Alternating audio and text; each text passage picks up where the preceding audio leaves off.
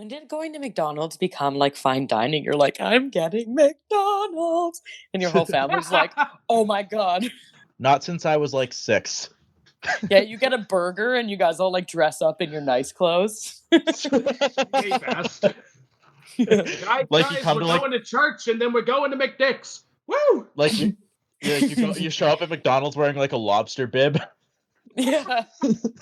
I wear my pearls plastic today. bibs with all the McDonald's family characters on there. Oh my God, you know what? Those are collectors. That's a collector's item. Mm-hmm. I need to get one of those. Oh my God. Kill a man for Grimace. Grimace is the true Leviathan. Let's be real here. Grimace is like the purple blob thing, right? Which purple blob thing? Like the what? The Butterball Cenobite? No, I'm talking about Grimace. You're talking about McDonald's. Yeah. Grimace is the purple blob. Yeah, okay, that's what I thought. Yeah. This is the stupidest conversation I've ever had.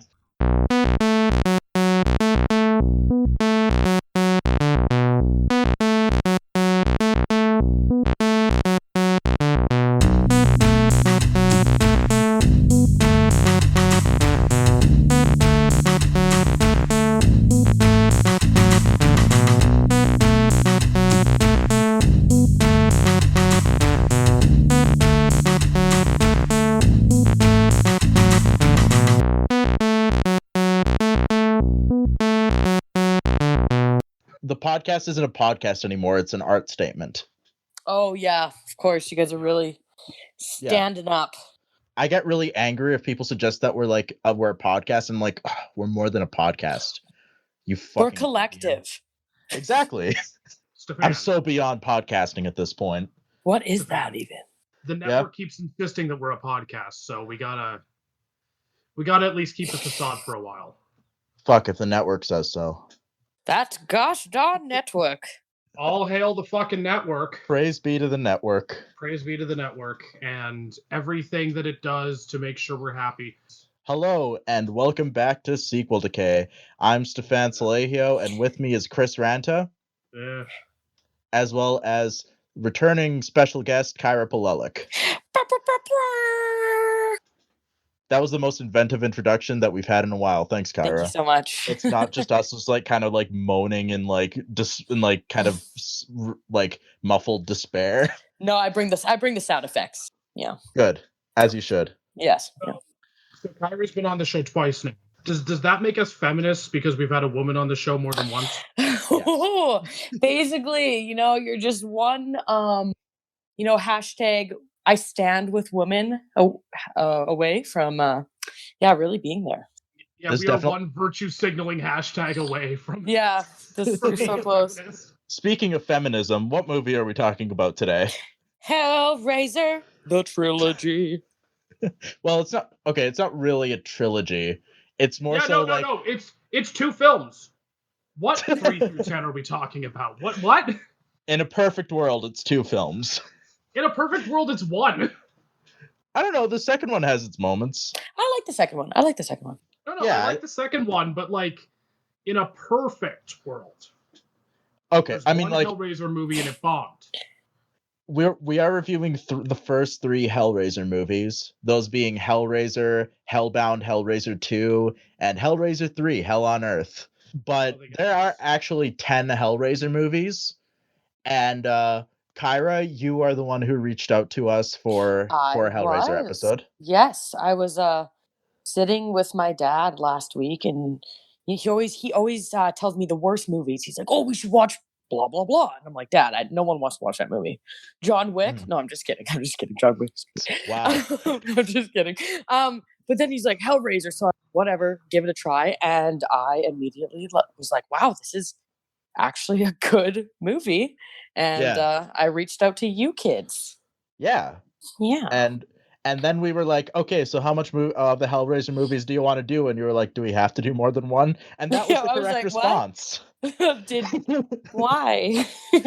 But we do, like, it's in the name of the show. We do talk about sequels, so we're contractually obligated by the network. Praise be to its name. To do a sequel when we have the shot. So we are also talking about Hellbound Hellraiser 2, and the first movie in the precipitous decline of the Hellraiser franchise, Hellraiser 3: Hell on Earth. However, there are 10 Hellraiser movies. Can I go off about them? Okay, this is Chris's like going off review of the 7 Hellraiser movies we aren't covering. Okay, so after 1992, we were blessed with Hellraiser Bloodline, Hellraiser Inferno, Hellraiser Hellseeker, Hellraiser Deader, Hellraiser Hellworld, Hellraiser Revelations, and Hellraiser Judgment. Show of hands, how many of you think that 4 through 10 are good? Good. So, one of them was actually directed by Scott Derrickson, which surprises me. That was Inferno. Apparently, that's the least terrible of them.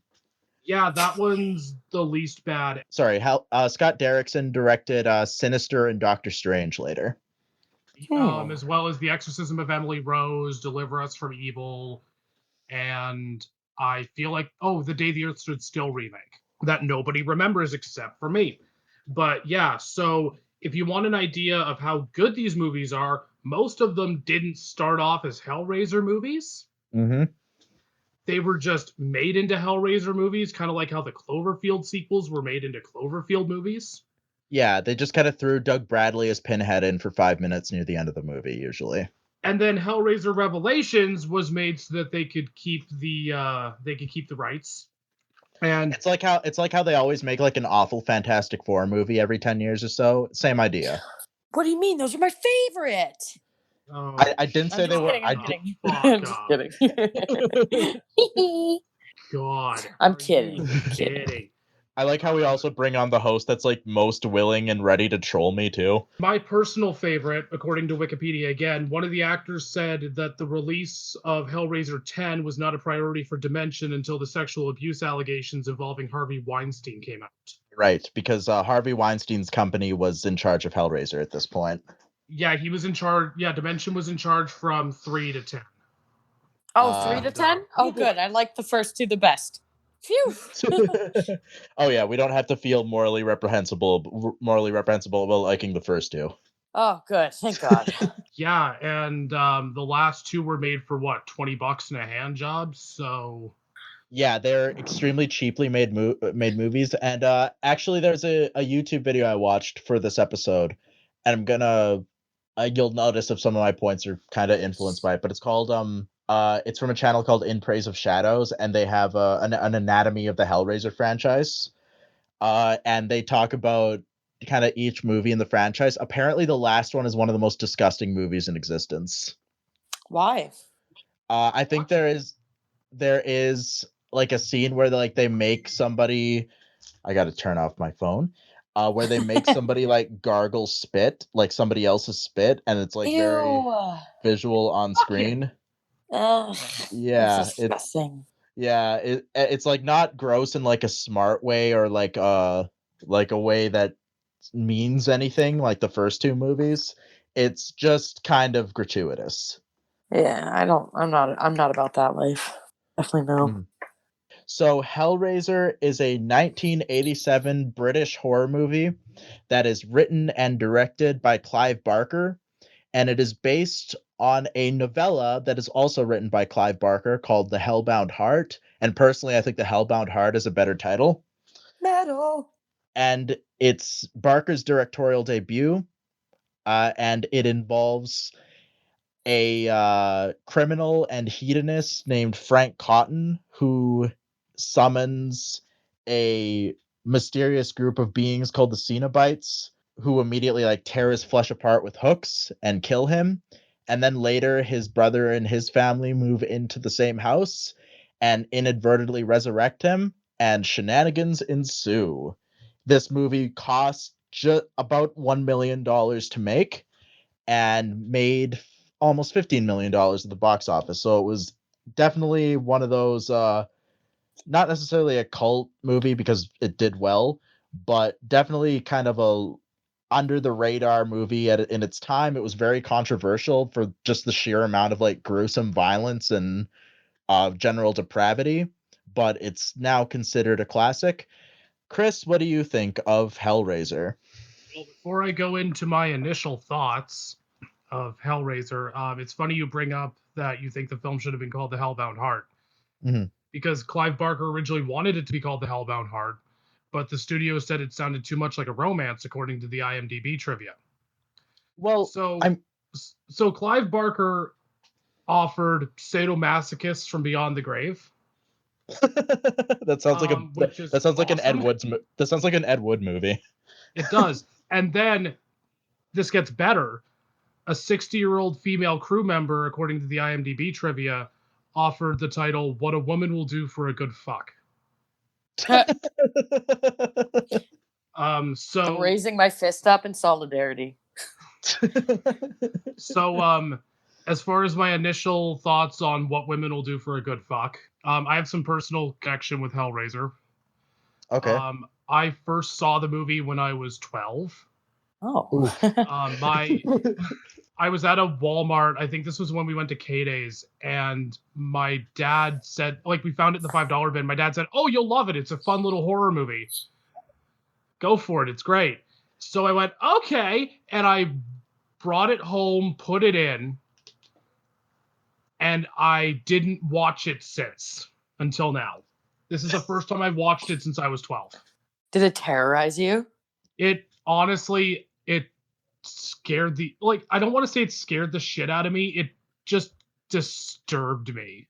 It's probably something you didn't see before when you were 12. It was like, oh my God. No, of course not. I would go so far as to say it's something that most 12-year-olds shouldn't see yet. Yeah, I would agree. Yeah. Say, I don't really think I should have watched it at 12. So this is my first time seeing it since I was 12. I remember enough of it, but I didn't remember a whole hell of a lot.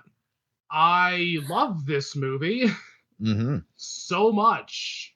I ended up buying the Blu-rays from another guest that we've had on the program, Kevin, from the lobby. This is my plug. Go to the lobby, please. Go buy movies from Kevin, please.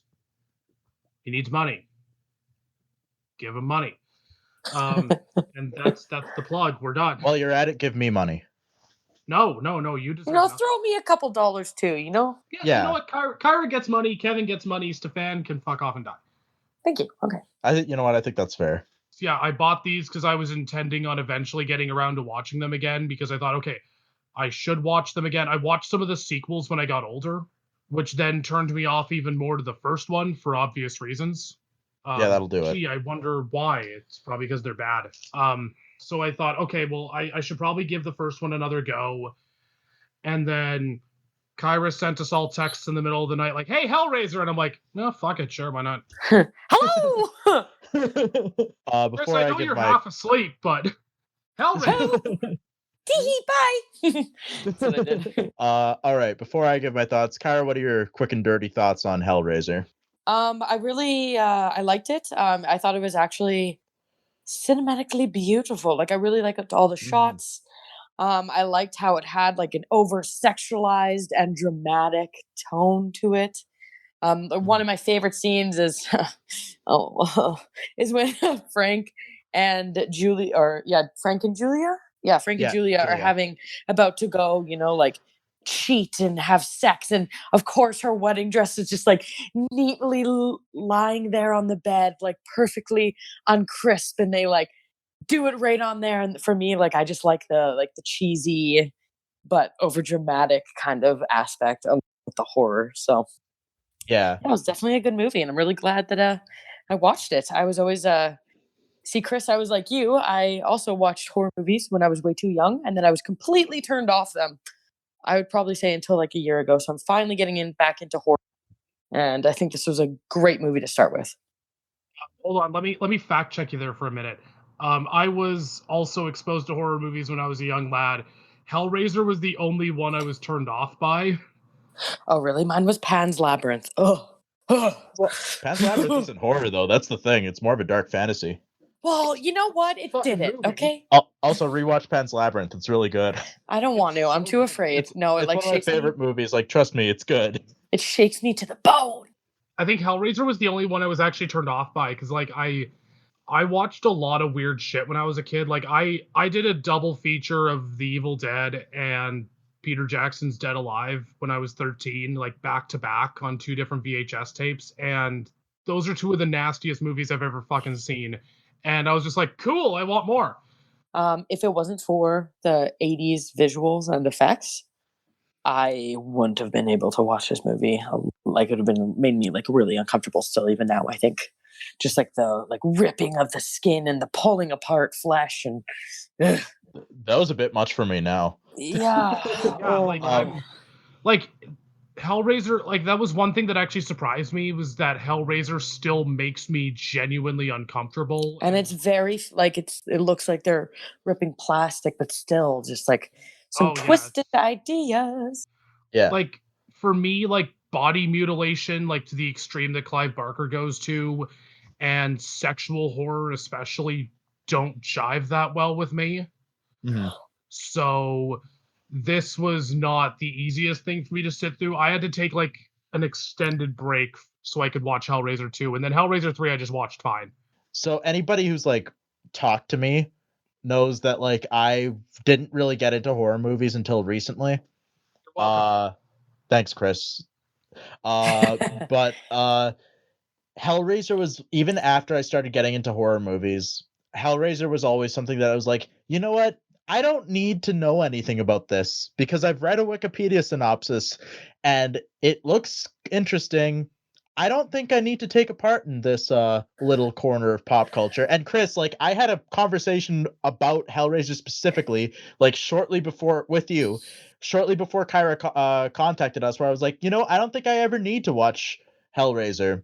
And then Kyra, And the I'm only, like, well, guess what? and the only way I would is if a guest came to us and really wanted to do an episode on Hellraiser with us. Was this an actual conversation? Yes. And then the Arrested Development narrator came in and said, in fact, someone's going to ask you to do an episode on Hellraiser. And then Kyra says, comes along and just ruins my life. With my air horns. She just kicks down the door like, all right, douchebags and cocksuckers, let's go. We gotta Bada watch bing. Hellraiser tonight. Bada bing, bada boom. Get your movies ready, boys. Yeah. Blu-ray player's firing, and if you get an erection, you're kind of disturbed. Let's go. That's basically what happened. Yeah. This is obviously my first time watching any Hellraiser thing ever, and I really loved it.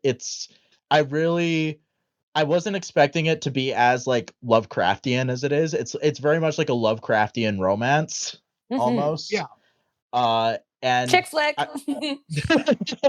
Exactly. It's like The Notebook by way of the Dunwich Horror. Yeah, it's great. But that line should have killed. But Here, Stefan, let me fix your joke. It's The Notebook by way of the Marquis de Sade. Fuck, that's so much better. God damn it.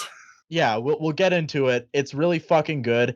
It is disturbing. It is extremely disturbing and off-putting, and I have a thing for like flesh being torn apart. Where you got a thing for it? No, not that. Oh, I'd like to be Julia and give her the red flag. Julia, run, go home, Julia. Do not look back. And also, it did not help that my girlfriend is named Julia. Yes. That was definitely something that I tried to try my hardest not to think about. For its time, and even for now, these visuals are incredible. Except for the ending, but yes. Sure. Yeah. Okay. Yeah. When they're all getting like vaporized, that's like, oh, this was the 80s. Oh, I forgot for a second. Oh shit, we ran out of money. Oops. Every time like a Cenobite gets like poorly vaporized, you just hear Ronald Reagan saying, "It's morning in America."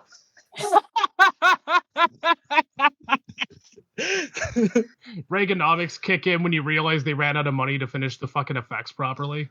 Yeah, that's the thing. Like this movie had like, I've heard like it says 1 million on Wikipedia, but I've heard like I've read some stuff saying it like wasn't even that. It was closer to 900,000.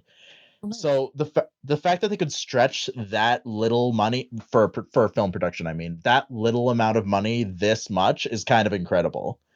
Because like the practical effects are incredible. Oh yeah, and like the stop motion, I think it was stop motion animation of like Frank's body reforming. Like I was just about to say that, yeah.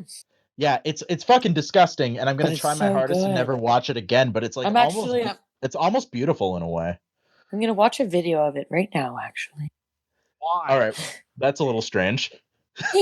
You just hear the video go on for like 30 seconds, and then you just hear.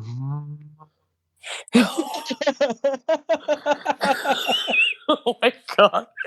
Hey, I'd mute my thing first, all right? Like, come on. At least Come she on, has the Christian. courtesy. Yeah, I have the courtesy at least. God. I think one of the strongest design elements of the entire movie, though, is the Cenobites, because Yeah. I Oh, mean, what are you gonna push? Like, they look good, is what I'm saying. they just look like a bunch of just like walking thumbs. I don't Yeah, no, what the fuck are you talking about? No, they look great. Like Your the thumbs don't makeup have and tits. costume design, Yeah, like no, I think it's it's good. fucking incredible. I just don't think it was like my favorite part. I definitely liked all like the blood and the gore and like even Frank and how he got like a little bit like less goopy for every victim he killed. It's just like I like that the best. I'm gonna defend Stefan. Yes, Oh, please do. I'm Chris. sorry, I'm contractually obligated to by the network. I have to. All right. Praise be to the network. Praise be to the network. Blessed be the God, fruit. You know, the network that couldn't even afford to up the budget so I can buy smokes. Fuck. Blessed be the network. Blessed. Oh yeah, shit. Blessed be the network. Yeah, we like them a lot. We're big fans. But what was I gonna say? No, like the Cenobites look incredible. I mean, even just looking at Pinhead alone, like the looks of them all, like genuinely startle me. Like, yeah, sure, they look kind of dopey and silly at times, but like just the way that like, well, yeah, those silly boys. No, You're so silly man. Actually, Chris, you know what? I totally go back. Me and Stefan were talking about this pre-episode. My favorite element of that whole movie is just that one Cenobite that just like chomps his teeth, and he just like shows up just to give us a whole little chatter, like, and then pieces out again. Like that's just. Okay, I changed my mind. Actually, I forgot what I love said. that guy. Chatter teeth guy. He's so cute. One note that I wanted to mention was that in the original Hellbound Heart story, like the Cenobites have much less of a role in that story. It's much more about the family, and like even in the movie, like the Cenobites aren't actually in it for that long. No, It's their role gets more emphasized in the sequels more so in the third one, I guess. But like even in the second one, they don't appear for that much. And in Hellbound Heart, they appear for very little. And Pinhead's characterization is actually very different. For one, he's not called Pinhead, and in fact, in the movies, he's not called Pinhead until the third one. yeah. So to quote the description of Pinhead from the Hellbound Heart, its voice, and that's it voice. It's Pinhead is sexually ambiguous in the books. Its voice, unlike that of its companion, was light and breathy, the voice of an excited girl. Every inch of its head every inch of its head had been tattooed with an intricate grid, and at every intersection of horizontal and vertical axes, a jeweled pin driven through to the bone. Its tongue was similarly decorated. So it sounds like more pins and more of a wispy, girlish voice. Hello there. Two things. One, that's the most predatory description of Pinhead I've ever heard. Two, god damn, Clive Barker's a good writer. Holy He's an shit. extremely good writer. He also describes his Pinhead's smell as smelling like vanilla with an undertone of rot. Huh. See that? And needless to say, the Pinhead in the movie is very different. He's much more severe and like almost military, which makes sense given the character's origin. Pinhead, like a lot of what the movie does is very like counter to a lot of the horror movies of the 80s. And Pinhead is one of them. What was one such example where like a lot of the villains of the 80s were like think Freddy Krueger or Jason Voorhees were like kind of these campy villains that were either completely mute or would give like kind of one-liners when they murdered people for no discernible reason. But Pinhead is just step in and correct you. All right, go for it. Jason was more or less mute. Chucky is very one-linery in general. Freddy didn't start getting super one-linery until the sequels. Okay, fair enough. But Pinhead is like, the Wikipedia article says he's like more like classical cinematic depictions of Count Dracula. Oh yeah. Where he's very like quiet and articulate, and like not, that's the thing like that the third movie forgets, is that the Cenobites are not like necessarily evil. Their morality is just way beyond our comprehension. Yeah.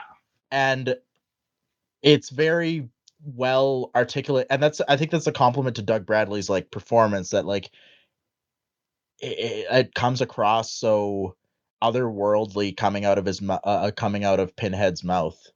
She can add on to that point you were making about this movie being different than other horror movies of the time. Whereas something like, and I don't like calling the first two Hellraiser movies slasher movies, but I'd argue they're not slasher movies. I'd argue as the franchise goes on, it becomes more slashery. Definitely. So we're just gonna call it, for lack of a better word, a slasher franchise for now because of the direction it took. Yeah. But yeah, so unlike other slasher franchises like Halloween or Nightmare on Elm Street or Friday the 13th, this movie's so fucking in your face with like the depravity of everything. Mm-hmm. And it's so fucking effective, and it's so fucking disturbing.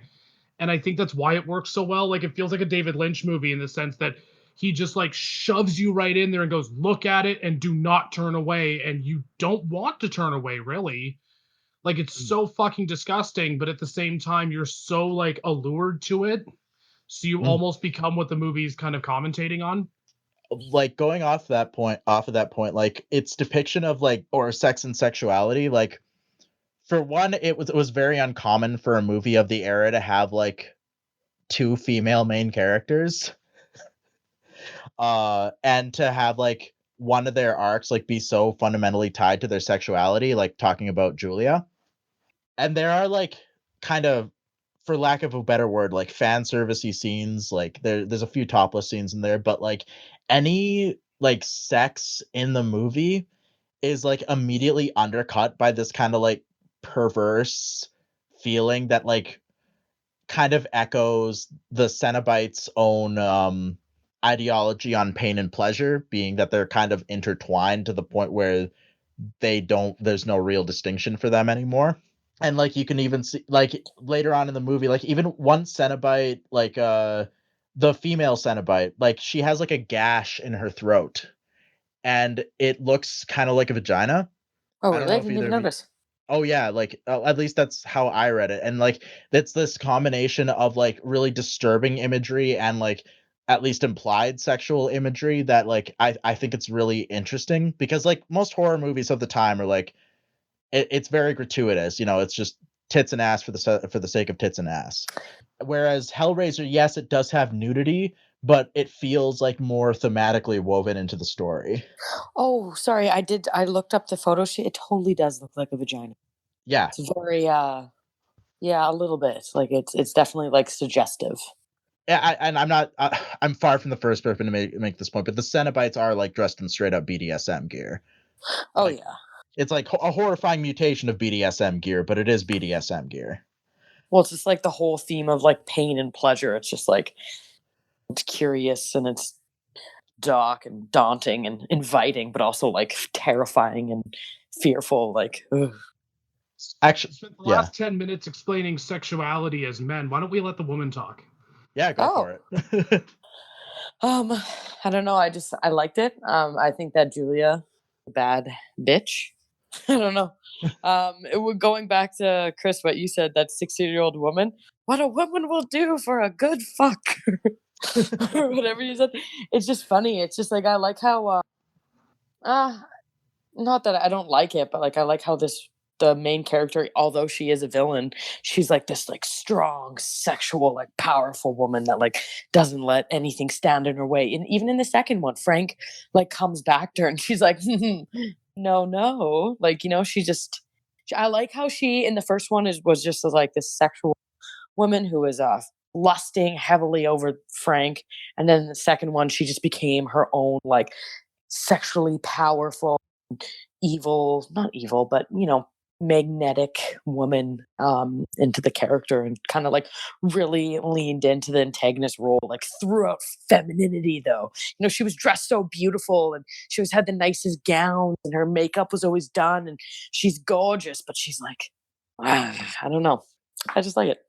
I think Julia is the best character in these two movies. I do. I like her. She's just power. It's just like, great beauty comes great power. And I like Yeah. that because the whole theme of the movie is pleasure and pain. And yes, she's just like this beautiful woman, but she just brings pain and just chaos all throughout her. But then yet she's just fucking flawless. Yeah, I think the strongest point of these movies, like character arc wise, even better than like Kirsty's stuff, which kind of falls apart in the second movie, is Julia's like assertion of her own like dominant sexuality. Yeah. I don't like one such example is like in the first movie, like when Frank comes back to life, he touches Julia's lips, and this is actually a recurring theme in the two movies where like whoever touches the lips of another is like almost sexually dominating them. So first in the first movie, Frank does that to Julia, and in the second movie, I believe Julia does that to Dr. Chenard. Oh, okay. Yeah. And I forget if she does it to Frank later. She might not. But even her rejection of Frank at that movie is hers like almost feels like her asserting her dominance. Yeah. It come like with regards to Frank is no longer the quote unquote dom in that relationship. Okay, On account Chris, of I have a question for you. You said in our chat there, you said you didn't like the 90s sex scenes, or was that only in the third one? Did you like the first two? Referring exclusively to the third one. Okay. Like, yeah. I just think that we'll get into that in Hellraiser 3. I just think that 90s sex scenes are bad. Because Yeah. they're so... Oh, God. We'll get into it in the third one, but they are bad. And I don't like 90s sex scenes at all. And I will talk about the Dimension era of horror movies when we get there. The sex scenes in this movie are, and to an extent in Hellraiser 2, are genuinely brilliant. No. Kyra. Full of Mute the mic. passion. You're gonna... Sorry, do you hear that buzzing, or should I just, one sec, let me just, how do I mute this? One sec, I'm just... Oh, shit, that's my cell phone. Oh, darn, I'm getting a phone call for 45 minutes.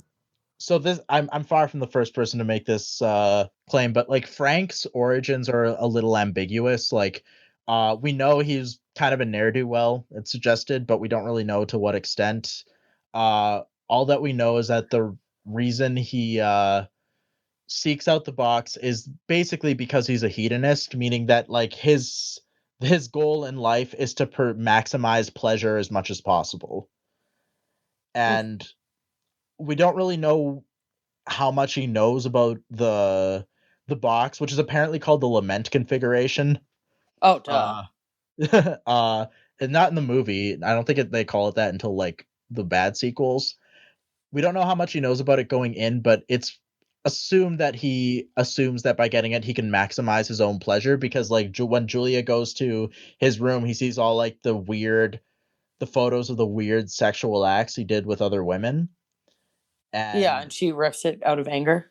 Yeah, he's like somebody who was like seeking pleasure in God knows what different ways, and that led him to the lament configuration. I'm glad you mentioned it earlier, because now it's on my mind. Like it seems like very much like a form of hedonism, more akin to like the Marquis de Sade, who was famous for just like doing these absolutely abhorrent things in the name of maximizing his own pleasure. Pleasure. Maximum. Max pleasure. Coming soon. In more ways than one. Max Pleasure sounds like the fucking porn parody of Max Steel, like that fucking action figure cartoon line that only I remember, apparently, because nobody's going, oh yeah! And now I'm just kind of droning on and I want to die. Okay, we're Max back. has 3 X's in it. Anyway. While we're on the topic of sexuality, the sexuality in this movie is actually toned down from what Clive Barker originally had in mind. because this is the 80s, and I want to cut to Reagan saying it's morning in America right here. And between the Reagan administration and Thatcher in the UK, social conservatism was all the rage. So you could have like a man getting torn to shreds with hooks in front of his daughter, but you couldn't have a deeper exploration of sexuality. Clive Barker like originally wanted to I would have to look up like the specific things he wanted to add, but he wanted to have like a deeper exploration of sexuality in the movie because you know, obviously it's a story about pleasure and pain, like there's got to be some of that. But There's lots of pain and no pleasure. Yeah, God damn. that's the thing. When you watch the movie, there's a lot of pain and there's not as much an exploration of the pleasure side of it, which kind of makes the Cenobites look like kind of hypocrites because like they say they want to maximize pain and pleasure, and yet their main deal is ripping people apart with hooks. Yeah, and then they get mad that people don't want to get ripped apart by hooks. So the argument is that like this movie would have benefited from less censorship because it means it could have meant that Clive Barker, like even if it was like an NC-17 movie, could have explored the duality of pain and pleasure to a deeper extent than what we got, which is a lot of pain, little pleasure, still a great movie, but like could have explored the dichotomy a little deeper, if that makes any sense. Here's me unfortunately playing the devil's advocate on that. Now, I'm sure that the Reagan Thatcher era definitely played a part in that too, but the MPAA as an organization is extremely conservative and have had that same aversion to sex that they still have that same aversion to sex that they had 30, 40 years ago. And I think the problem, and as much as I would have preferred that this movie be NC-17 and just kind of go for it, the problem with that is it wouldn't have gotten an actual release. Yeah. Because most theaters will not play NC-17 movies, period. And a lot of retailers will not sell NC-17 movies, period. Yeah. And this movie is already kind of like such a long shot success already, given that it is an independent British horror movie that was made for like probably under $1 million. Yeah, maybe they probably couldn't risk getting an NC-17 anyway. Yeah, no, they couldn't risk they probably couldn't risk the NC-17. I wish they went for the NC-17. I also just kind of wish that American society would just accept the fact that NC-17 is a thing. The problem is that a lot of American consumers and American retailers and American theater exhibitors seem to think that NC-17 equals porn because a lot of the movies that get an NC-17 are because of sex. But that's not true. Anyway, unfortunately, this also didn't stop it from being banned in some jurisdictions. Go figure. It was actually banned in Ontario. If until August 1987, I believe. But they had to make cuts to the movie. My last two short observations on Hellraiser was actually going back to Pinhead. Pinhead actually got his own Marvel Comics series for a while in the Epic Comics imprint. Awesome. Yeah. Under the Epic Comics imprint, which I guess was for more adult series. And in the comic book series, he has a different origin. He is the incarnation of a Cenobite spirit who is based on an Aztec god. Yikes. Called Xipe Totec. Xipe Totec, who his name translates in Nahuatl to our flayed lord. Which makes sense. Also, while we're on the topic of Pinhead, Clive Barker hates the name Pinhead. He hates it so much. He said it's undignified. And in the books that he wrote as sequels to Hellbound Heart, which were Scarlet Gospels and Hellraiser the Toll, he is referred to as either the Hell Priest or the Cold Man, both of which I think are much better names than Pinhead, personally. Is it just me, or does this movie feel like Beetlejuice for perverts? Yes. You know what? You made that point. I got some Beetlejuice vibes. I mentioned... You mentioned this in the chat, and I had actually mentioned it while watching the movie. I forget the actress's name, but Kirsty looks so much like Winona Ryder.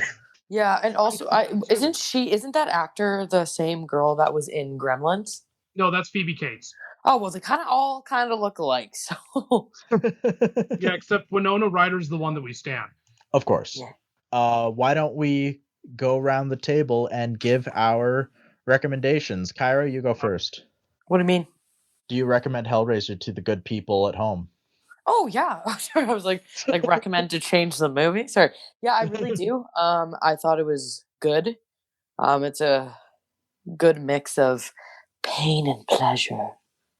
A little bit too much You pain. said 15 minutes ago. No, yeah, Stick in it. a guy gets a Kyra stamp of approval. Yes, the only rating on Sequel Decay that means a damn. Anyway, Chris, Hot what do you dog. think? What do you think of Hellraiser, Chris? So I strongly recommend What Women Will Do for a Good Fuck. Oh, 100%. The only title I will refer to this movie as now. I wish I went back and rewatched it sooner. I know why I didn't, and I can justify it in my own head. Childhood trauma does things to you guys. What? That came out wrong. Oh, fuck. I meant just the fact that I saw it when I was too young. Well, it's out on the internet now. No, I really like it. It's absolutely grotesque and horrifying, and it makes me uncomfortable and it disturbs me. But that's what a horror movie should do. If a horror movie doesn't challenge your beliefs and make you feel uncomfortable and make you feel gross, then it's not doing its job properly. So kudos. I would also like to recommend Hellraiser. The only caveat I think is like if you're squeamish, Yeah. Watch it in maybe the daytime. No, if you're squeamish, just don't. Yeah, if you know that like people getting their skin ripped off and rats getting nailed to a wall and like fleshless men like rubbing their hands on adult women isn't gonna do it for you, I think you're fair. I think it's fair to sit this one out. Otherwise, though, it is fantastic, and I would heavily recommend it. It's probably one of the best horror movies to come out of the 80s based on my limited knowledge of horror movies in the 80s, which can you blame me because most of them are trash. You're wrong. I think it's fair to say that most 80s horror movies are trash. Like the operative Excuse me while I tell you about the wonders of Texas Chainsaw Massacre Part 2. Okay, but like I'm also talking about like the 80 Leprechaun movies here. Those came out in the 90s. Really? Yeah. Okay, alrighty.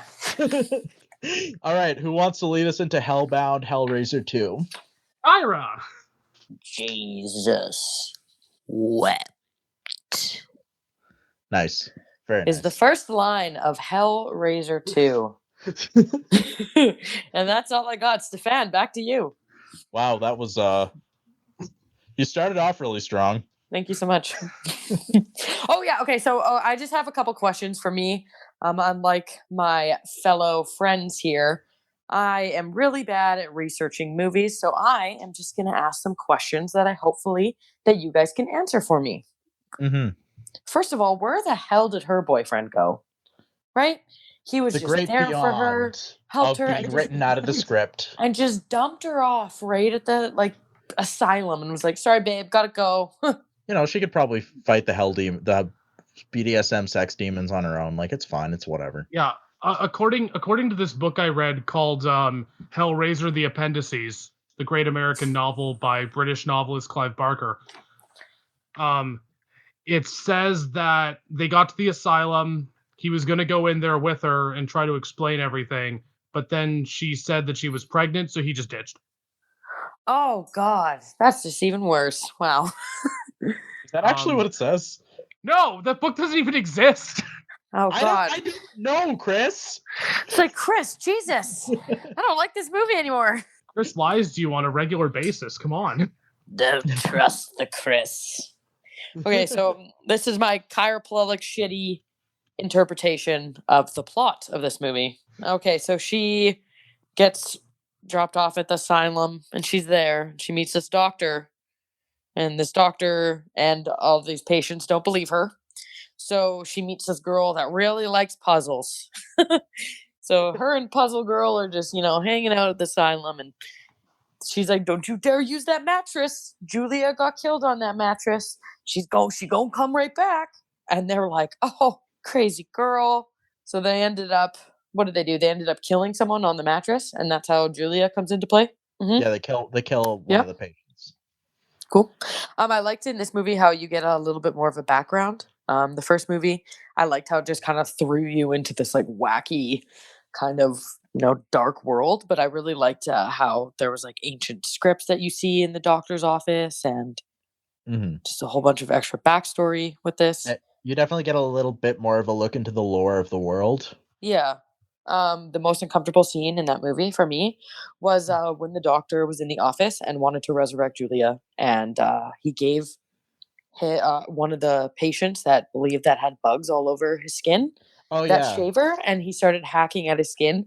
I will say that was both horrific and well thought, but just absolutely disturbing for me. I did have to look away 100% during that scene. Well, yeah, so did I. That was fucked up.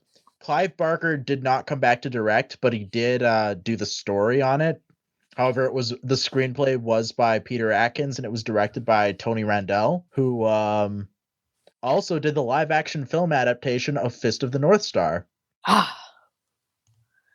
Anyway, so one important note about this movie is that it's like much more ambitious scope-wise than the first one.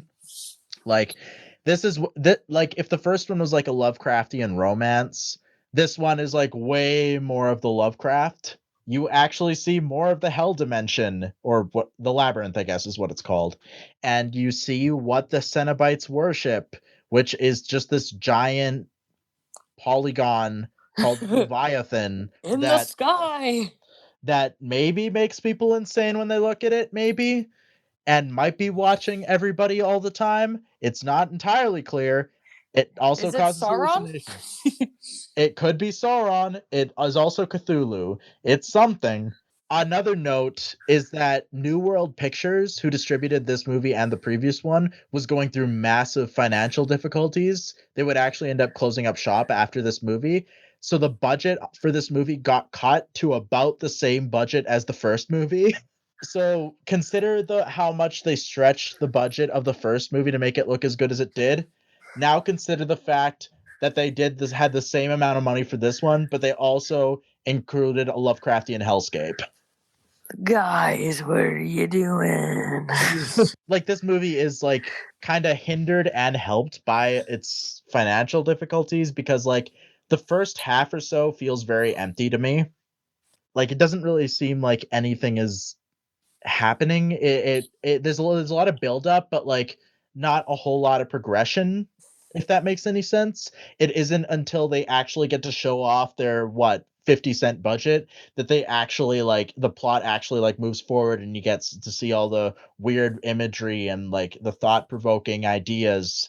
That's when the movie kicks in. But like the first half, it's clear that they had to stretch a bit. Its pacing feels very off until it gets to the second half, I feel. I don't know if either of you have any thoughts on that front. I don't know. I felt like, yeah, I agree. We were just like in let's just call it the regular world. We were in the regular world. And then all of a sudden, just like a quick gradual change, we were in that dimension. Yeah. It was just like very like in your face. Yeah. I think they did a really good job still with stretching the budget. I really like the sets. Like, it was obviously, sets, and you could tell that people made it with mache and whatnot, but it was still like well done. I like the image of like, and I think it's mostly like a matte painting of the Labyrinth with Leviathan in the background. I think that was really cool. Chris, what did you think of Hellbound? What a Woman Will Do for a Good Fuck Too? All right, I guess we were doing that. Chris, what did you think of Hellbound? What a Woman Will Fuck Too? I'm completely with you, but I think I'm with you for a different reason. It's not that I think the first half is bland because it takes place in, the real world, quote unquote, but more that I just don't find horror movies set in asylums interesting. Also, yeah. I have a strong, actually, for the most part, I just don't really like horror movies that are set in an asylum, because a lot of them seem to really go for the whole, hey, this mental patient's creepy. Scream in terror at their mental health struggles. Like, no. Yeah, it's like kind of too real world, kind of. You know what I mean? It's just like, oh, this abuse actually happened. It's not that it's too real world. I think it's just more the problem of like a lot of horror movies especially, that are more focused on the horror of like these mental asylum patients in general, seem to do more harm than good, because it does feel very punching down. It feels very punching down. I don't think this movie does that as much as it goes on. Like, this movie actually almost like saves its own ass like midway through, if not a little earlier than that. But I think a problem with a lot of movies that take place in asylums is that and I don't really want to be the guy that sits there and says, I blame movies for everything, but I don't think that horror movies that take place in mental asylums and focus so much on the patients as being the scary part are doing anything to really help the stigma around mental health in general. Yeah. No, I think genuinely pisses me off. I think you're totally right on with that. Well, what I think this movie does really well is that it becomes significantly less about the patients about 25 minutes in, and it becomes more about it. There's like this weird parallel between the sadomasochistic nature of the guy who runs the place, and the abusive nature of these asylums in general. Yeah, no, definitely. I thought that was really cool. They drop it later on when they go to hell, but I mean, when it was there, it was they go to hell. No, I think there is like that very like clinical, like it feels like clinical sadomasochism, if that makes any sense. Yeah, no, exactly. And I think that's what what the fuck is his name? Shalon? Some dumb French name. Schlong, yeah, we're good. Dr. Schlong. But his very first introduction is him like performing like a brain surgery, and it feels like very abusive, but again, very clinically so. Well, that's why I didn't like that one scene with the poor patient that thought he had, like, it was just like evil, like giving that patient the shaver. It was it related to that. It was definitely abuse, and it was sad abuse. It was like this, it was a dark, twisted, like this poor person, like we're gonna make them inflict pain out of their own mental illness. Yeah, and I think that's what the movie does really well, is that it has the balls to go there. Yeah. I don't think a lot of movies really do, because again, a lot of these asylum movies, not like The Asylum, but asylum movies, really tend to jump on the whole, aren't mental asylum patients scary? And you're just like, no, they just have their own shit they need to work on. I have severe OCD. What the fuck was that? That was me. All I heard was I have severe OCD. Oh yeah, I guess like when you scream, like it really doesn't come across well. And with Craig has a little trouble with that. Sorry about that. No, but it was funnier, so it's fine. It almost saved your bit. Yeah, almost. And I think what this movie does really well, again, it kind of saves its own ass like 25 minutes in, is it stops making the horror about the patients and more about the administration. Exactly. And that's what makes it work. Like, if they, like, because I was getting, like, this is my, again, first time rewatching it in a while, but, like, even rewatching it, it's like, oh, no, right, there's the girl who likes the puzzles, and they're really emphasizing her as being creepy and weird because she likes fucking puzzles. Yeah. Who gives a shit? How dare she like things? Let her enjoy the fucking puzzle. Leave her alone. Yeah. Drop that Rubik's Cube, you dumb idiot. Drop that Rubik's Cube, you fucking lunatic bitch. You like Where's Waldo, you freak? I spy. You solved that 1,000-piece puzzle about the sunset. We're gonna have to euthanize you, you dumb idiot. This is a PG-13 podcast, obviously. This is a family establishment. This is the network said this is for families and kids, so it's for Praise be to the network. Praise be to the network.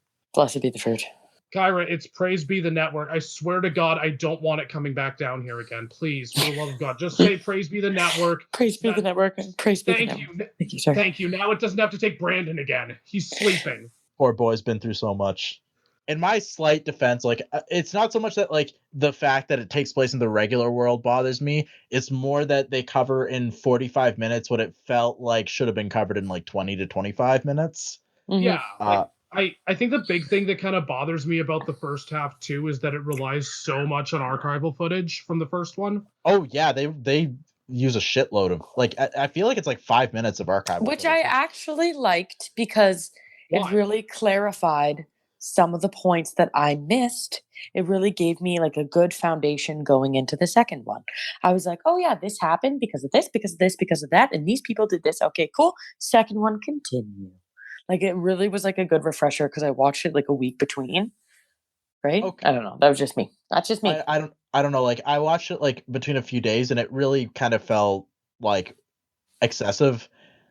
Like there's like at least 2 moments where they just explain the plot of the previous movie. It felt like, Mm-hmm. and God, that was fucking boring. I just gotta get as much Frank as I can. I'm sorry. Oh, you get your Frank.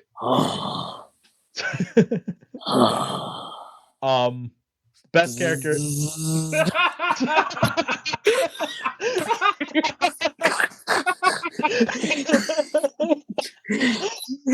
Kyra and I are on the same wavelength, and I fucking appreciate it. Anyway, sorry. Back to you. No, I'm sorry. The spotlight has been stolen. That doctor. I didn't really like his character. It was like very obvious. Like that's one thing that was like extremely predictable. Is like he was obviously just like a ploy. He was But, just like- there. Like he was thrown in. He was like a very a standard stable character. Like he was like a doctor that was mean to his patients and liked this hot woman. I mean, I'll say that like in terms of like memorable villains in the first 2 movies, like I definitely go back to Julia or the Cenobites, like or Frank, way more than I will the Doctor. But I think the Doctor is there to kind of show off kind of like what we were talking about with like this clinical pain/pleasure thing that was going on. Mm-hmm. And also to have like that fucking insane like design in the second half. It's a little unclear what happens to him exactly, but it looks like a giant worm like attaches itself to the back of his head. Yeah. And he like sprouts like the like eyes from his hands, and it's using this weird kind of jerky stop motion animation, which looks of its time, but it looks good for its time. It's like a very over the top version of like the already good Cenobite designs. Mm-hmm. And like I don't know how either of you feel about it because it is kind of an off-putting design, but I kind of liked it. It was just it was horrific, but I would say it was over the top is a good way to say it. Like how he stuck out his finger and then out of his it wasn't even a finger, it was like a centipede, and then out of the centipede came an eye, and then out of the eye came a finger, and then like asked that girl to come close to him. Like it One was of them just had like, whoa. one of the Okay. fingers sprouted a flower, which I thought was kind of an interesting visual thing to throw into it. Oh, lots of things coming out of things, you know? So kind of going back to what we talked about in the first movie, Claire Higgins is the best part of it. Yeah, for sure. Smile. I love shortly before they go to the Hell Dimension, where she says, "I'm the wicked stepmother. Take your best shot, Snow White." She just fucking owns it. She's having a great time. Yeah, she knows she's bad. She's like she's one of those girls that like stick her tongues out and go, bad. Yeah. Like, she's just bad. She knows it. Yeah. Claire Yeah. Higgins chewing the scenery in Hellraiser movies is the best thing about Hellraiser movies. Also, every time Ashley Lawrence would scream, Tiffany! Oh, yeah. I didn't like Tiffany. Great Tiffany big was fucking just grin to my face. why did Tiffany suck? I think Because Tiffany's merely a plot device. That's why. Yeah, she is. She just like that's fair. yeah, Yeah, I she think exists to further the plot and to solve the puzzle, and that's it. Kirsty and Tiffany, like, they don't do much for me in this movie. It feels like Kirsty's like kind of thin motivation is to find her dad, and I think it winds up being thin in part because Larry's actor refused to come back for this movie. Yeah. So they kind of had to write around that. So it's like, oh, you thought your dad was your dad when actually your dad is Frank, and it's like, okay, well, whatever. Really? Stupid. Yeah, that's true. Oh, And might so have it leads checked out. so it like almost feels like there was no real point to Kirsty and like Tiffany. I'm still kind of wondering what what her deal was, because like it wasn't I couldn't really understand what was going on with regards to Tiffany's flashbacks and whatnot. Like I know it had involved Dr. Chenard somehow probably killing her mom, but like I didn't really understand what significance it had. Because like he knew about the puzzles and he was like, this child will Oh, solve the right. puzzle for me one day. Oh. She's the puzzle master. Ah, right. Right. Oh well. I still wasn't a huge fan of it though. She gratefully enjoys Rubik's cubes, so I must end her life. Yeah. She's really fucking good at putting together those 1,000-piece puzzles of sunsets. She's the chosen one. She did 1,000 pieces in 20 minutes. She's it. 1,000 pieces in 20 minutes? Step on me! But yeah. Kids, guys. It's a kid show. It's a family picture. I guess since we're kind of treading water on Hellbound, what women will do for a good fuck too. Is it time for recommendations? Yeah. Yeah. Who wants to go first? Yeah, I recommend it. Definitely not as much as the first one. I would definitely watch it just for hey, what do you should watch the second one, put it on in the background, have a couple drinks, sit down with your friends and watch like a real fucked up movie, but not like Hellraiser 1, gotta see it. It's super interesting. It's totally out of its new. It just Yeah, I also recommend it. Like it's definitely flawed and it's not as good as the first one, but I think in terms of like kind of exploring the more Lovecraftian idea of this franchise, like I think Hellraiser 2 does a pretty reasonably good job of it. Like if the series ended here, like it would have I think like that would have been for the better. Or after the first one, come to think of it. But like here would have been fine too. Yeah, I would recommend it. I think it's a solid movie if you can get past some of the like the slow kind of circular bits of the first half. Chris, what do you think? Okay, so is it as good as the first one? No.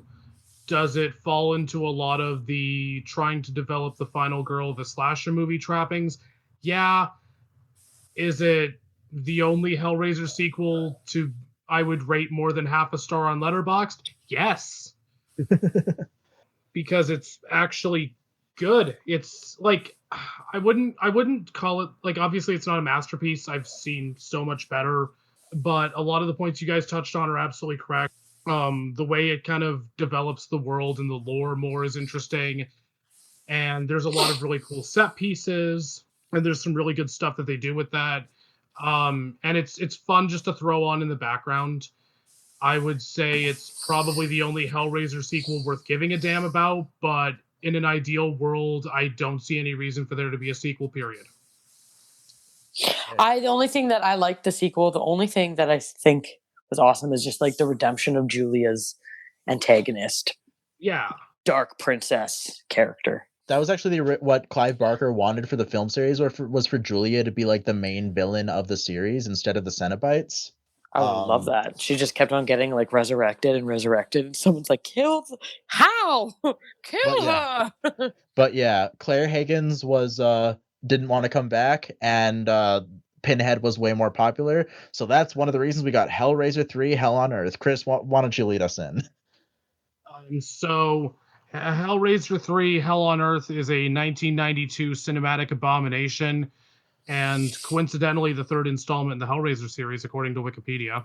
Directed by Anthony Hickox, with a screenplay by Peter Atkins, with a story by him and Tony Randall, whatever. I don't fucking care anymore. This movie's bad. Does this movie have a plot? No. Does it make me sad that it exists? Yes. Do I want to die every time I think about it? Absolutely. Do I often sit there wondering why they made another Hellraiser movie in the first place? Yes. Did I mention I want to die? So is it time for Chris to go back to bed? Yep. So after New World Pictures kind of cratered, Hellraiser found itself in the hands of Miramax, Harvey Weinstein's company at the time. Boo. So they wanted to make this movie like as cheaply as possible, so they filmed it. Fucking did. Well, yeah, and so it's set in New York, but it was actually filmed in Greensboro, North Carolina, and I think they filmed the whole thing in Greensboro, North Carolina, including the parts where it's supposed to be in Vietnam, I believe. Like in what's her fuck's dream sequences where like it's her dad fighting in Vietnam. It just looks like, oh yes, Vietnam, a suburb of Raleigh, the horror. Like it looks like just like a straight up North American forest, and yet there's like Viet Cong running around. My favorite scene in Apocalypse Now is when some bitch just starts screaming, "Come back and save my daddy!" It was filmed alongside Children of the Corn 2 to cut down on both of their costs. Of fucking course it was. Oh shit! Cheap fuck. I think one part that is noticeable is that like what we mentioned in the first movie was like of the first two movies was that the sexual imagery is like a combination of titillating but also really disturbing, and it's like titillating. But it like serves the movie thematically. In this movie, it's just sexual imagery for the sake of sexual imagery, much like you know what's really ironic at the time. You know what's really great? The fact that it's neither titillating nor disturbing. Chris, I think it was you who mentioned in the group chat that this is sub porn level acting. Wow, Wow, I was being generous when I said that. Whoops. I've seen porn movies with better acting. Case in point, The Gangbang Theory has better acting than Hellraiser 3: Hell on Earth, which should tell you a lot. Is it sad that I heard the word gangbang theory and I know exactly what its whole deal is? That would be the joke, yes. This is it's sub porn level acting, it's sub porn level writing. You can tell, and I'm sure with whatever Children of the Corn sequel they made, Children of the Corn 9. Oh God, excuse me. I'm gonna do that again. Actually, we'll keep that in. I'm fine with it. That's a burp for Harvey Weinstein. Harvey Weinstein is, as much as we all hate him for the right reasons to hate him, he was also like the kind of guy who would, if he acquired an indie film, would be like, hey, let's cut a bunch of shit out to make it more accessible for audiences everywhere. Yep. And or more accessible to the Academy. Or, hey, we're going to acquire this horror franchise for Dimension and we're going to be cheap fucks about it. Case in point, the Crow sequels, Hellraiser sequels, Children of the Corn sequels, all butchered under the name Harvey Weinstein. But again, there are more important things to get mad at him over. Yeah.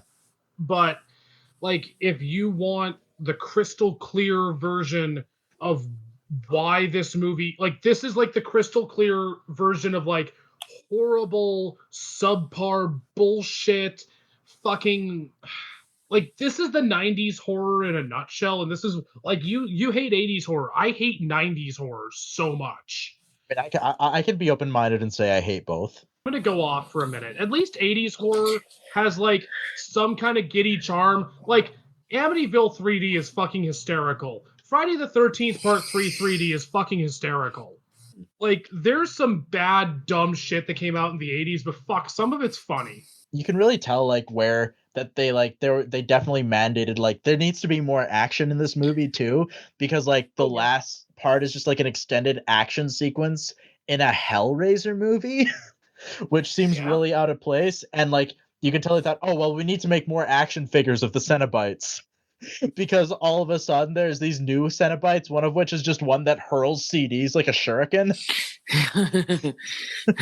And that's now with powers. Now with Kung Fu grip. It just has like corporate fingerprints all over it, honestly. Yeah. Like there are two good things that I will say about this movie. One is that Doug Bradley is at least having a blast. as Pinhead. Like this is counter to everything that Pinhead should be. I actually heard that he didn't like his makeup or the way he looked during the Oh no, he looked like shit. That's the thing. Like he actually looks worse than the first two movies. But he looks like he's having so much fun like playing the actual role. Even if like this is not what Pinhead should be, like he is having a lot of fun. And this is like the beginning of the era when he's literally just staying with Hellraiser movies in the hopes that they'll eventually make a good one. So that ended in 2005. Yes. And when, fucking Doug Bradley grew a brain. Yes. And realized that they can't because I feel bad for him. Because he I feel bad for him too. Because he clearly loves playing this character. He wouldn't have gone through all these shitty movies if he hadn't. It's clear he's having a good time. It's clear that he enjoys doing it. It's just that the movies don't pay off because, like you said, like this is a character assassination. Yeah, it's like Hellraiser is this like now not Hellraiser, Jesus. Pinhead is now this like quippy kind of like pure evil villain, whereas before he's Freddy Krueger. He's Freddy Krueger in Nightmare on Elm Street's 4 through whatever. Yeah, exactly. Whereas before he was like this very kind of ambiguously moral, militant like figure. Now, now he's Freddy Krueger. Yeah, no, before he was like, oh, the sights you will see, like, come with me, ha ha ha. Now it's just... Yeah, like there's something like militant about him, but also predatory about him, which I found really interesting. And now he's just, like I said, like he's a Freddy Krueger type. He's a quippy one-lining slasher villain, and that's what the franchise has kind of devolved to, is just like shitty slasher stuff, and it gets lazier and lazier as it goes on, and I hate it so fucking much. Speaking of like lazy, like I don't like the term senseless violence because it makes me sound too much like Tipper Gore, but I feel like the last like kind of action scene when like Pinhead and the new Cenobites are just like murdering civilians, there's something about it that doesn't really sit right with me. Well, like especially because like the violence in the first two Hellraiser movies had a point, whereas this literally is just senseless. Yeah, they only went to kill people because they wanted to see the pain or feel the pain and pleasures of the other world. But like for this one, they're like, no, you die. No, you die. Well, fuck you, God. And that's what I was gonna say. Like to back you up, Stefan, I think there is such a thing as senseless violence because solely in the way that you described it. Like senseless violence to me is violence that doesn't serve a point. It's just like senseless sexuality. It's like tits and ass for the sake of having tits and ass. Those movies exist, and those movies are the ones that we should be criticizing for being senseless for the sake of being senseless. And Hellraiser 3 Hell on Earth is literally hell on earth. That's going on the DVD. For that reason. Yeah, that's going on the DVD. But that DVD that came out 20 fucking years ago. Yeah, and got one printing. Probably. I'm pretty sure I have the only copy of Hellraiser 3 Hell on Earth in existence. I'm sorry, I feel really bad because this has basically been me like looking for reasons to A, shit on Harvey Weinstein, and B, shit on the state of 90s horror. Both of those are justified, don't get me wrong. But like holy fuck. I cannot fathom for the life of me how anyone would find any level of entertainment in these films. And I don't say that often. For the most part, if someone loves something I despise, I usually just go, great, good for you. You do you, enjoy it, because you're getting more out of it than I am. Something like Hellraiser 3, fuck you for liking it. Like, go for a walk and think about what you just said. Go get some fresh air, bud. Yeah, like, go think about what the fuck you just said to me. Like, leave. Don't come back. Another weird thing about how they characterize Pinhead is they kind of like try to portray him as like this antichrist or satanic figure, which is weird because like the Labyrinth where he's from, which they don't mention at all, by the way, it feels like, is it's not supposed to be heaven or hell. It's something else entirely. Yeah. So the fact that it feels like it's going out of its way to like say like, oh, they're like edgy atheist teens that are just starting to come out of the woodwork because this is the early 90s. So let's throw in this shit with like Pinhead putting stigmata into his hands and like going into a church and melting a priest's face off or whatever. the thing is like you can look at Hellraisers 1 and 2, but more so 1, but you can look at the 2 Hellraiser movies and kind of you can get like a little bit of spirituality out of it, and you can kind of make a correlation between spirituality and sexuality to an extent. To an extent, mind you. Yeah. But yeah, like you said, like the way that they do it in Hellraiser 3, it just feels like I am Satan, and it's just stupid. It just feels edgy. It just feels like, isn't it fucking cool that, you know, this bro is Satan? And you're just like, no, I don't give a flying fuck. I just want to masturbate, please. Give me something I can jerk off to, for God's sake. Watch the first and second movie. Just kidding. You will see. Well, and even like that line, like as dumb as it is, and it makes me laugh every time Pinhead says it, but like the whole like Jesus Christ, not quite. Like that line's hilarious, but also like yeah, it kind of fuels your point, Stefan. That yeah, like clearly this is some sort of like they're clearly trying to paint him as this Antichrist type when that's not the point of the first and seconds at all. Again, there is some spirituality you can read into it, but it's not so heavy-handed to that extent. Yeah, exactly. I'm done. Yep. Yeah, I'm on Facebook now, so now I checked out. Fuck that movie. It's boring. Yeah. I get so attached to characters, and especially when they're in sequels and everything, and just the fact that they just didn't have, they only like really had was the like Pinhead and didn't have the same actors. I was like, done. Yeah. Lost Kyra. I checked out. Yeah. Okay. Let's just, you know what? Here, let's do this. Kyra, you don't recommend it. Stefan, you don't recommend it. Chris, you don't recommend it. We're moving on. Yeah. We should just do that for every episode. Like every episode is now like 45 seconds long. Do you like it? Did you like the movie? No. Okay. Fuck. I guess before we go, I do want to bring something up, though, because there is another irony, a final irony, if you will, of Kyra asking us to do this episode of Hellraiser. Because this week, we're recording on May 1st, so this week, they announced that Michael Dougherty and David Gordon Green will be teaming up to work on an HBO series for Hellraiser. Mm-hmm. Oh, yeah. And again, coming back to the themes of spirituality and ritualism, I think that Michael Dougherty is perfect for this. Mm-hmm. And I'm so fucking excited for that boy to get another chance at making a horror movie or horror series, I guess. Trick or Treat is really good, Kyra, if you haven't seen it. Also Krampus. It's really good. Oh, I like Krampus, actually. Oh, then you will love Trick or Treat more. Okay. Like as much as I love Krampus as well, because Krampus is fucking great. Stefan, you should watch Krampus. You'll love it. I will watch Krampus. Godzilla King of the Monsters is not great. No, Godzilla King of the Monsters is a fucking mess, but you know, at least the score is good. Oh, and yeah. The visuals are cool. And there were points where it channeled my inner 5-year-old, so that was awesome. But you know, it is what it is. And David Gordon Green is coming off the heels of his Halloween trilogy, which is very well received. Which so far is very well received. Yeah, I guess we'll see.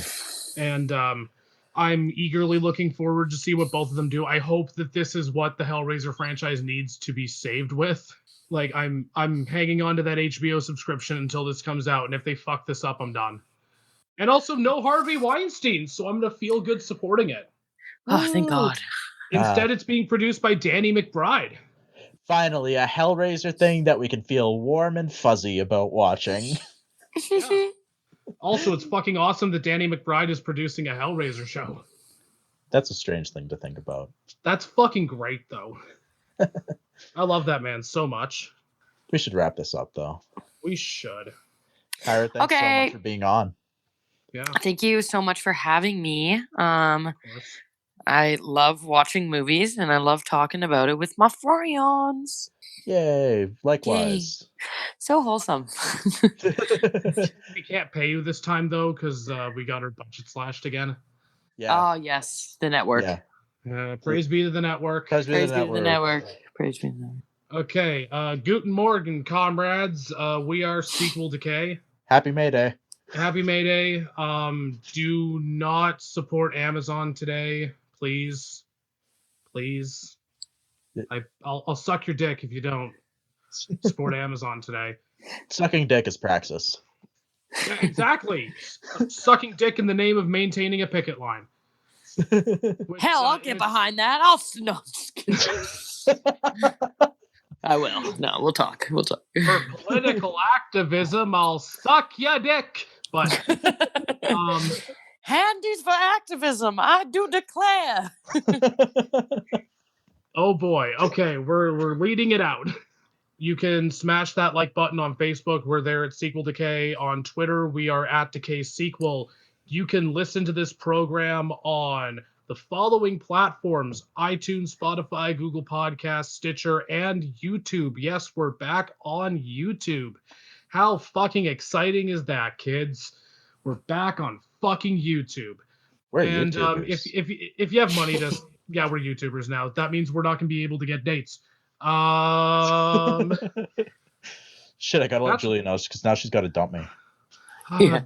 You can follow us on our social media. You can check us out on any of those platforms I just mentioned.